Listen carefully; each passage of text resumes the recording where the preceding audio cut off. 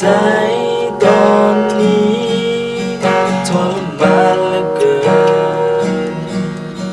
เส้นทางที่เลือกเดินมันเกินจะทนไว้ปัญหาที่พบเจอจะสู้ต่อไปแบบใดแม้แต่กำลังใจก็ยังโศกหาบ่มีความหักนั้นก็แย่หักแท้ก็ต้องมาเจ็บเหตุใดเพียงแต่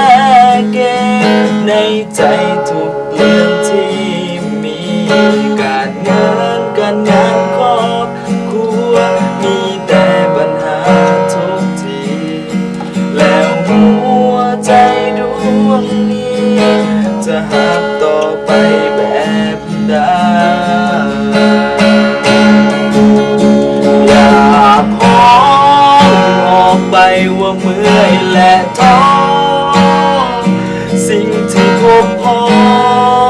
น้ำตามตกข้างใน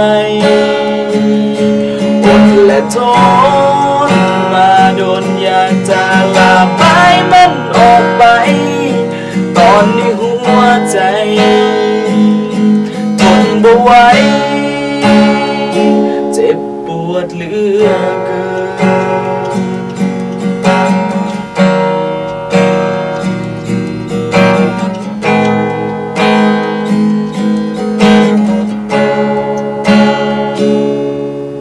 ได้แต่หวังว่าสักวันมันคงต้องดีกว่านี้ผ่านคืนนานหลายปีที่ทนอยู่กับน้ำตาพอแล้วกับคำว่า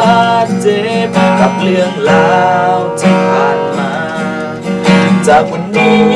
ทั้งข้างหน้าขอให้มีแต่สิ่งดีอยากพ้องออกไปว่าเมื่อยและท้อสิ่งที่พบพอน้ำตามตกข้างในอดและทนมาโดนอยากจะลาไปมันออกไปตอนนี้หัวใจทนบ่ไหวอยากพ้องออกไปว่าเมื่อยและท้อสิ่งที่พบพอน้ำตามตกข้างในอดและท